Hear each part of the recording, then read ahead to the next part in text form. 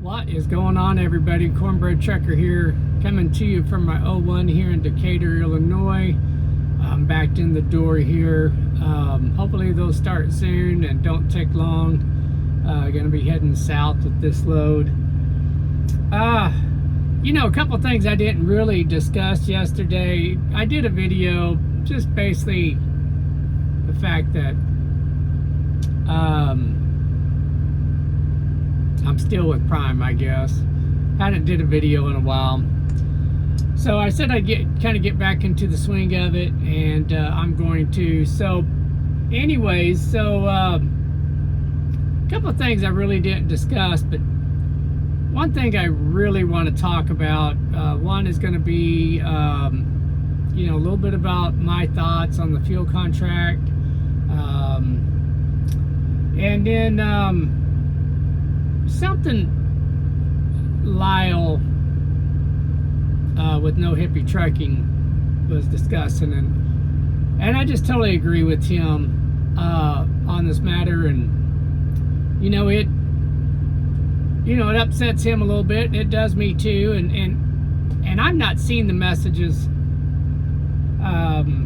but you know, it was something he discussed, and you know, I just felt adamant enough about it also that, you know, they try and get that point across too. And if you follow my page, I assume you follow his also, so maybe you got the word. But if you don't follow his page, I recommend that you do subscribe to him.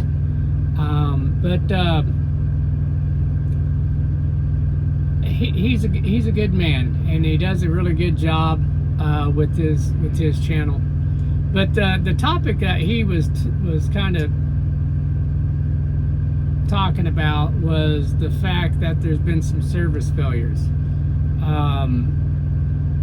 and he's getting some messages sent to him from other drivers and from a fleet manager or some fleet managers, kind of letting him know about the issues. Now, Lyle is not the one having the service failures. It's just other drivers. And I guess one of the topics, the things that are happening is, you know, people get a load, they accept a load, they see there's a delivery date on it, and somewhere in there they've got time, they do a 14-hour break. And I suspect from the way it sounded was that they leave wherever they're at thinking they have just enough time to get to their 90, and they wind up late. And how late wasn't very specific, but you know, there's some different philosophies for people coming out and driving in this industry. Some of them have the thought that, you know, they're going to get out here and work, they're going to hustle, you know. And so, you know, I personally, I don't like to waste a lot of time between my 01 and any drop, right? If I'm going to have some time I'm going to set, I'd rather do it on the opposite end, get as close to, say, my 90 as I can, as I absolutely can, before having that downtime. That way it just kind of reduces the risk of any problems. Not that a problem can't arise, but then I don't have as far to get either, you know. So I feel, for me, that's safer. Now there's some drivers out here that is like, well, I got plenty of time, you know, and I want to, you know, tour the Hershey plant or whatever. So I'm gonna break here the night and get up tomorrow and tour the Hershey plant, and then I'll get going. And on the surface, there's nothing wrong with that. The problem is, you know, we have a job to do. when you accept that load, you're accepting that you're gonna deliver it safely and at the time that it states. And I get sometimes we don't have an appointment, which, you know, there's some things to do, you can do with that too, but you know, so people apparently are taking these breaks and not making it to their appointment on time and getting a service failure. And with the economy, specifically with the economy the way it is, it's one thing when there's just so many loads that everybody's turning down loads, right? I mean, the people with contracts are turning down loads, and they got loads on the load board that people can't get. You know, people just won't take. Like, they just can't get this load delivered. It is one thing to be in that scenario where,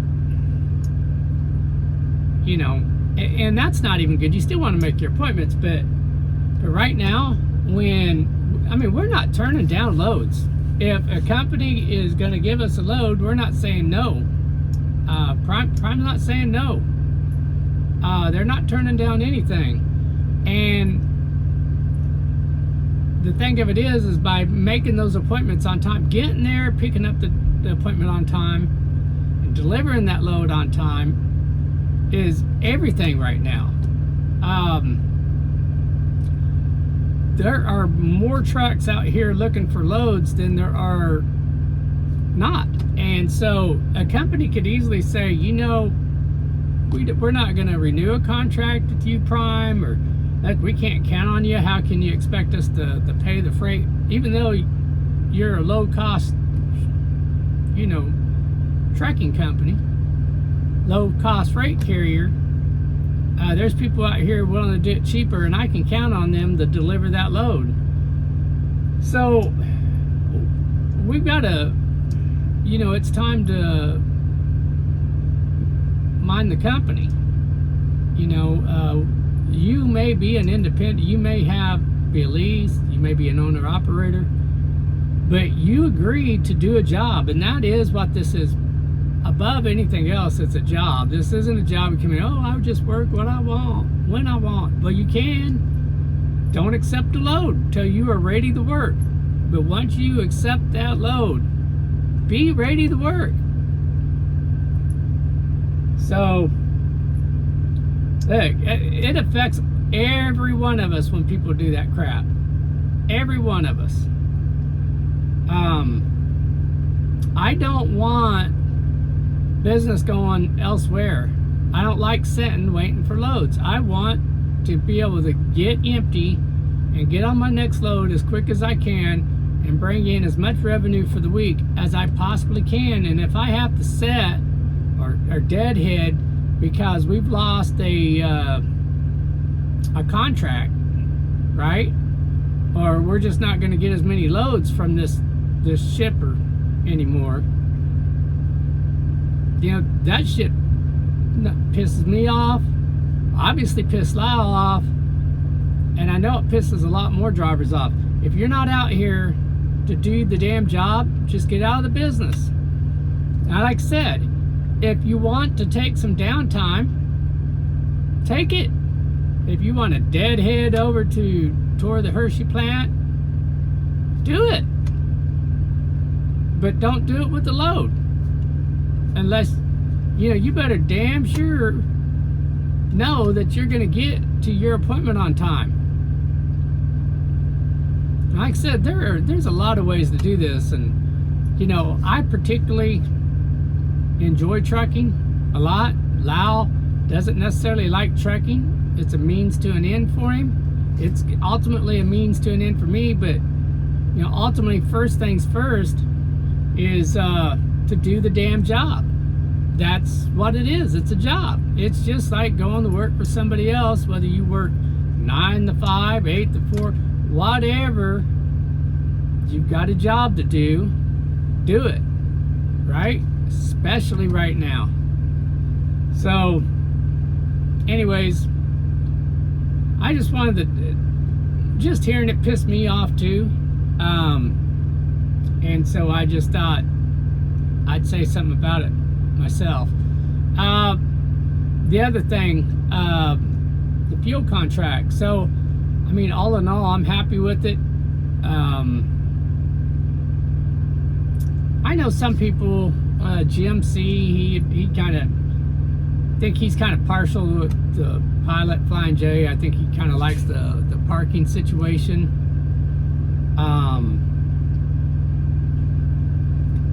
I personally think that this is a pretty good contract. I like Love's in general. I mean, it's still a truck stop. Sometimes I think that Love's don't have a sufficient amount of parking, but I think more times than not I've been happy with their fuel pumps. I think more times than not I think the stores are cleaner. However, you know, there's some out there that are just trash, right? I mean, that comes down to management. Really, I don't even want to blame employees. I'm just going to blame management. So, you know, that always sucks. But I think more times than not, I think the showers are in better shape. The stores are pretty clean. I do wish they'd have more options for food, but that's with all of them. But you know, I get tired of seeing Subway and Arby's. Arby's is all right, like every once in a while, but not Love's Arby. All right, Love's they gotta expand a little more. I know they're looking at maybe building one in my hometown of Wichita, Kansas, where I was born and raised, and up on 135 and 21st Street, where the old refinery used to be.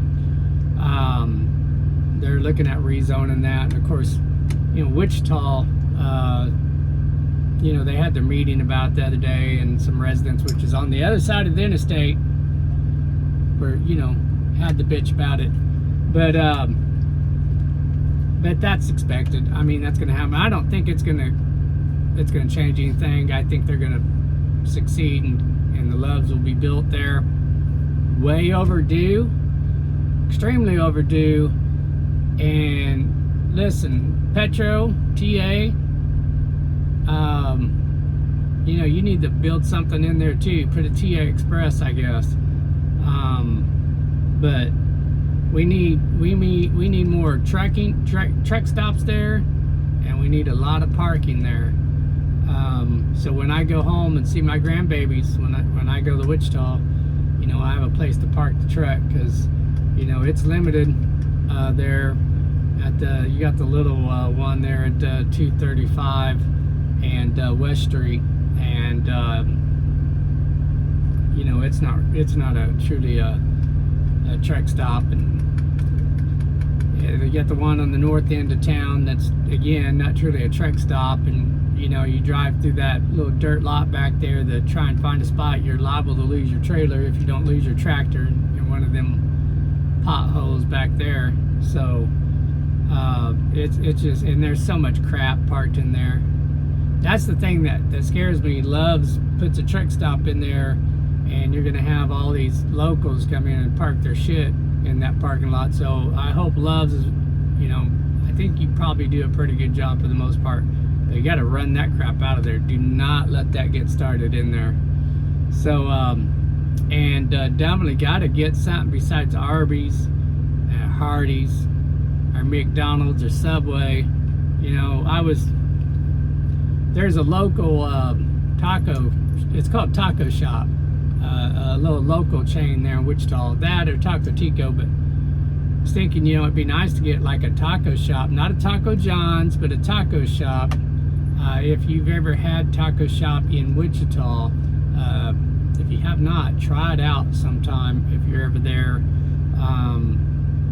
You know, it's not authentic Mexican. That is definitely not authentic Mexican, but it's a Tex-Mex in a way. But it's good, because you know we ain't gonna get no nice down there. There ain't gonna be no Olive Garden at especially right there on 21st Street off of 135. And, you know, you ain't gonna get no Chili's or something. You know, you ain't gonna get no real nice restaurant in there. And I'm not saying Olive Garden and Chili's is nice restaurants, but you ain't gonna get that. All right, so you're gonna get fast food. So just a thought I had. Look, I love a Carlos O'Kelly's, again, another Tex-Mex place, but it's a restaurant. You know, that'd be all right too. Man, they got a great chicken piccata, and the queso is really good too. So, but anyway, so I'm glad about that, and I think the TA Petro for a second, I think that's good. Look, for me, TA and Petro, look, they've got a lot of things to work on, but it generally seems like there's plenty of parking generally at one of their truck stops. So, dude, I really love the I-80. It don't matter what time of night. It's like I can get a place to park there. So, clean showers. I love their showers, man. They're clean. The only thing I really don't like about like Petros is like, I don't mind the little food they have. When, you know, you got your fuel station there, and you can go in and you get you a fried pork chop or something. Hey, you know, that's good and all, but like a lot of their convenience stores, man, you go in and you can't get a fountain drink. You might have to go over to the Iron Skillet just to get a fountain drink to go. I think that's kind of ridiculous. I don't know. There's some things that they need to work on. A lot of the TAs, man, they're still back in the 80s. They really need to get their act together. So hopefully that will come soon. But I'm excited about the contract. I think going back to Love's is a win-win. I really like the fact that the Diamond, and of course, I mean, we pretty well get free showers there as it is. So, but I like that. You know, I always had a shower at the Pilot Flying J, but you know, the way their system worked, and then like every month having to activate your account so you can get your free shit, which a lot of times I didn't even take advantage of. So that's kind of my thoughts on that. This is a long video, but you know, just kind of gonna get back into the swing of it. Let me know what your thoughts are on that, on the fuel stops, and oh man, and get the word out. Stop the damn service failures. No need to be doing that. This is a job. Do your job. If you want to take a break, don't accept a load. You know, go take your break. Go do what you want to do. And then whenever you're done with that and you're ready to work, then accept a load. Nobody cares how much time, if you lease, nobody cares how much time you take off, as long as you can make your truck payment. They don't care if you pay your bills at home, just as long as you make your truck payment. So that's your deal. You know, your business, right? So they just need their bills paid. So they lease you a truck, you know, you got to make your lease payment. But so anyways, that's really about all I got on that. Always keep paying it forward. Hey Rod, I am thinking about you, and the fact that it kind of keeps getting you pushed off. Listen, I'm really looking forward to training you in this truck, but you know, we've had that discussion. We know freight's not good. We're going to continue to monitor that, but I am really looking forward to training you. The conversations we've had, I think you'll be an excellent driver. I think you got the right attitude, the right personality to do this job. So keep that attitude. Be patient. You'll get here. You'll get out here. You'll make some money. This economy will come back around. We'll start making money again, and you'll really enjoy it. So, all right, that's it. That's all I got. We'll talk to you later. Stay safe. Keep paying it forward. Have a good day.